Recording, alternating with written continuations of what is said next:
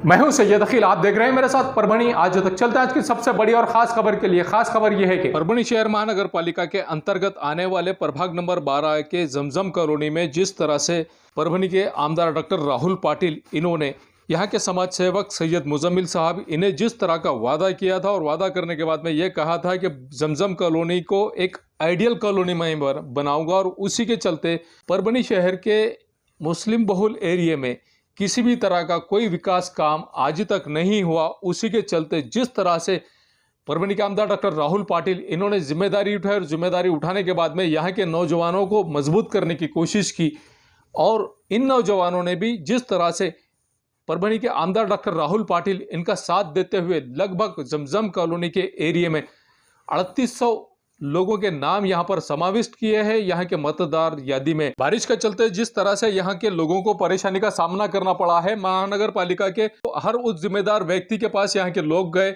और लोगों को जाने के बाद में झूठे आश्वासन दिए गए हैं, लेकिन 4 महीने तक जिस तरह से यहाँ के लोगों को तकलीफों का सामना करना पड़ा है, एक भी नेता यहाँ पर आकर देखने के लिए तैयार नहीं। कांग्रेस, राष्ट्रवादी कांग्रेस और ऐसे सभी पार्टियों के लोग, लेकिन शिवसेना के आमदार डॉक्टर राहुल पाटिल इन्होंने जिस तरह से यहाँ के लोगों की हमदर्दी की है और यहाँ पर आकर लोगों को सपोर्ट किया है, उसी के चलते पाथरी के आमदार सुरेश राव जी वरपुड़कर इन्होंने आज उनके विकास कामों को देखते हुए यहाँ पर एंट्री मारी है। आज 2 जनवरी 2022 को यहाँ के पारवा गेट से कवड़गांव रोड तक रास्ते का काम का उद्घाटन किया है, और उद्घाटन करने के बाद में इन्होंने जिस तरह की प्रतिक्रिया दी है, आइए जानते हैं किस तरह की प्रतिक्रिया आमदार सुरेश राव जी वरपुड़कर इन्होंने उद्घाटन के वक्त दी है कि किस तरह से यहाँ पर कितने वोट थे और वोट बढ़ने के बाद में किस तरह से यहाँ पर लोग अब आने वाले हैं और अलग अलग पार्टियों के लोग यहाँ पर आकर यहाँ के लोगों को एडवाइस देने वाले और यहाँ के लोगों को किस तरह से ये लोग लुभाने वाले हैं और अपनी रोटियों को किस तरह से सेकने वाले हैं। आइए जानते हैं किस तरह की प्रतिक्रिया आमदार सुरेश राव जी वरपुड़कर इन्होंने दी है, खुद इन्हीं की जबानी। मैंने बहुत कोशिश की। सबसे मजा ऐसा था कि पहले मेरे साथ जमजम कॉलोनी में सिर्फ एक मेरे वैसे 25-30 मतदान थे, 27 मतदान थे। नौकरियों को लगता है कि 27 मतदान क्या करेंगे थोड़ा लगता था, लेकिन आपने अभी इतने मतदान बनाए कि कोई भी आपने इधर आया ना और बोलेगा कि मैं ऐसा करता हूँ, मैं वैसा करता हूँ, क्योंकि वोटों का जमाना है। जितना वोट ज्यादा होता है उसे पूरा उसकी कोशिश करते हैं। भारतीय जनता पार्टी की जानिब से आज चित्तूर की आमदार मेघना बोर्डीकर इनके कार्यालय पर एक पत्रकार परिषद का आयोजन किया गया 2 जनवरी 2022 को, और इस पत्रकार परिषद में इन्होंने किसानों से जुड़े हुए मुद्दों पर बात की और किसानों के साथ में जिस तरह से इन्होंने किसानों के अलावा जिस तरह की समस्याएं हैं, जिस तरह के प्रॉब्लम क्रिएट हो रहे हैं, इन समस्याओं को किस तरह से इन्होंने जनता के सामने रखने की कोशिश की है, आइए जानते हैं खुद इन्हीं की ज़बानी। इस पत्रकार परिषद में भाजपा के जिला ग्रामीण अध्यक्ष डॉक्टर सुभाष कदम और उसी के साथ में आमदार मेघना ताई बोर्डीकर, भाजपा महानगर अध्यक्ष आनंद भरोसे इनकी मौजूदगी थी। आइए जानते हैं किस तरह की प्रतिक्रिया पत्रकार परिषद में इन लोगों ने दी है और क्या कहा है कि किस तरह से ये लोग काम करने वाले हैं, खुद इन्हीं की ज़बानी। हा पहिला विषय। आणि आश्वासनांचं जर आपण बघितलं तर 2019 मध्ये जेव्हा सत्तांतर होत असताना आजचे मुख्यमंत्री माननीय उद्धवजी यांनी शेतकऱ्यांच्या बांधावर जाऊन हेक्टरी 25,000 आणि हेक्टरी बागायतसाठी 50,000 आमचं शासन येताबरोबर आम्ही शेतकऱ्यांना देणार हे आश्वासन दिलं होतं। स्वतःच्याच आश्वासनाचा ज्यांना विसर पडतो ते दुसऱ्यावर खोटी आश्वासनांचा आरोप करून कोटी आणि यमक जुळवण्यामध्ये मग्न या 2 वर्षामध्ये झालेले आहे। दुसरं आश्वासन त्यांनी खोटं जे आश्वासन त्यांचं ठरलं ते शिवसेनेच्या 2 नंतर आम्ही शेतकऱ्यांना 10,000 रुपये वर्षाचे आम्ही शेतकऱ्यांच्या खात्यामध्ये दरवर्षी देणार, हे सुद्धा त्यांच्या जाहीरनाम्यामध्ये त्यांनी दिलेलं आहे किंवा आश्वासन दिलेलं आहे। 1 रुपये 2 वर्षामध्ये ज्याप्रमाणे मोदीजी दरवर्षी 6,000 रुपये दिलेल्या आश्वासनाप्रमाणे पूर्ण करतायत, शेतकऱ्याच्या खात्यात टाकतायत। काल 1 जानेवारीला 30,000 कोटी रुपये टाकले। उद्धवजींना स्वतःच्या आश्वासनाचा विसर पडलेला आहे. तिसरं आश्वासन शिवसेनेच्या नेत्यांनी आणि उद्धवजींनी दिलं होतं 2019 मध्ये की सुशिक्षित बेरोजगारांना 5 अजितदादांनी आश्वासन दिलं की नाही आजपासून वीज तोडणी बंद, लगेच अधीक्षण होता पुन्हा चालू होतं. मला वाटते की या शासनाचं लक्ष जे आहे लोकांच्या समस्येकडे नाही. म्हणून मी पूर्वीच सांगितले फक्त लूट, दिवसभर माझं संध्याकाळी झोपताना कलेक्शन किती झालं याकडेच पूर्ण लक्ष आहे. त्यामुळे लोकांच्या समस्येकडे लक्ष देण्याचं वेळ नाही. महाराष्ट्र शासनाच्या नतद्रष्टपणामुळे ओबीसी आरक्षण महाराष्ट्रातील गेलेलं आहे आणि त्यामुळे भारतीय जनता पार्टीची स्पष्ट भूमिका आहे की जोपर्यंत ओबीसीचं आरक्षण पुरं होत नाही तोपर्यंत महाराष्ट्रातल्या निवडणुका घेण्यात येऊ नये आणि तसा प्रयत्न महाविकास आघाडीने केल्यास भारतीय जनता पार्टी रस्त्यावर संघर्ष करेल. वालूर के समाज सेवक हमीद खान पठान, इनका 1 जनवरी 2022 को जन्मदिन मनाया गया और जिस तरह से समाज सेवक हमीद खान पठान इन्होंने वालूर शहर में वालूर गांव के लिए, वालूर वासियों के लिए जिस तरह से सोशल वर्क ये करते आ रहे हैं, जिस तरह से ये एक्टिविटीज़ करते आ रहे हैं, लॉकडाउन के चलते जिस तरह से इन्होंने ज़रूरतमंद लोगों की मदद की है, जिस तरह से इन्होंने जनता की सहायता की है, उसी के चलते 1 जनवरी 2022 को इनका जन्मदिन मनाया गया है बड़े ही हर्ष उल्लास के साथ में. आप देख सकते हैं कि किस तरह से वालूर शहर वासी जिस तरह से इनके जन्मदिन के मौके पर खुशियां मनाते हुए नज़र आ रहे हैं. ये किस तरह से लोग इन्हें बधाइयां दे रहे हैं. वालूर शहर वासी समाज सेवक हमीद खान इनके जन्मदिन के मौके पर, और इस जन्मदिन के मौके पर जिस तरह से ऑर्केस्ट्रा भी रखा गया था, गीत गायन का प्रोग्राम भी रखा गया था, और जिस तरह से लोग इन्हें बधाइयां देते नजर आ रहे हैं. वालूर के सरपंच और इसी के साथ में वालूर शहर के ग्राम पंचायत के सदस्य और यहाँ के पॉलिटिकल लीडरों ने जिस तरह से इन्हें हमीद खान पठान इन्हें जन्मदिन की पुरखुलूस मुबारकबाद दी है.